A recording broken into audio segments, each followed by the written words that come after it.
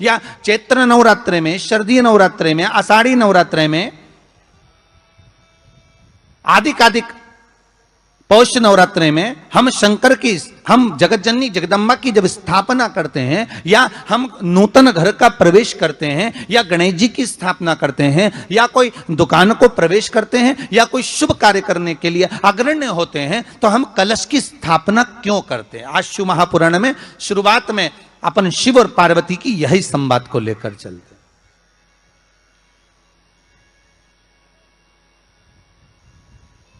आखिर कलश में ऐसा क्या है? कलश के अंदर आखिर ऐसा क्या विराजमान है कि 33 कोटि देवता उस कलश के अंदर आकर बैठ जाते हैं? महाराज,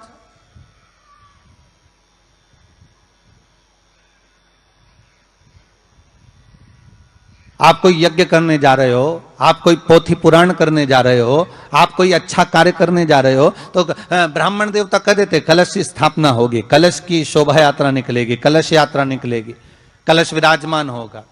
और आज हर की पौड़ी पर, प्रयागराज में, या उज्जैनी में, नासिक में जो बड़े बड़े कुंभ के मेले होते, कुंभ का मतलब भी तो कलश से होता, उसकी महत्वता क्यों है? उस कुंभ की, उस घड़े की महत्वता कहां से प्रकट हो गई?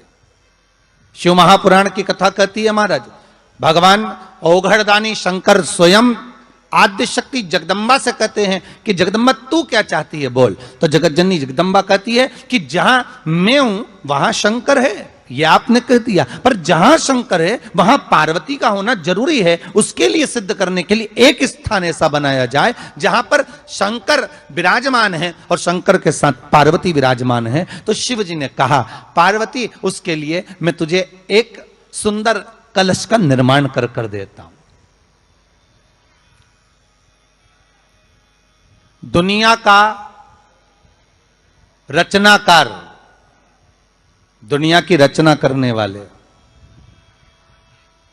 महाराज, संपूर्ण ब्रह्मांड की रचना करने वाले, जिनको भगवान शिव ने स्वयं ब्रह्मदेव से कहा है कि ब्रह्मा जी तुम सृष्टि खंड को आगे बढ़ाइए, सृष्टि की रचना करिए। और आज ही के दिन, यही चैत्रीय प्रतिपदा के दिन,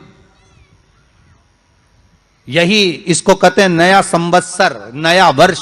हिंदू धर्म में क्यों कहा जाता है? आज ही के दिन ब्रह्मा जी ने महाराज सृष्टि की रचना करना प्रारंभ करा था। आज ही के दिन भगवान शिव और ब्रह्मा का संवाद हुआ था। सीधे भगवान शंकर ब्रह्मदेव के पास जाकर बोले थे, हे ब्रह्मदेव आप सृष्टि की रचना करिए। तो ब्रह्मा जी ने पूछा था, सारे नक्षत्र आपने बनाए, सारे दिन आपने बनाए, सारी घड़ियां आपने बनाई, सारा पल आपने बनाया, मनुष्य की श्वास गिनती, काउंटिंग, अर्थात मनुष्य के शरीर की रोमावली, ये सब आपने निश्चित करी है।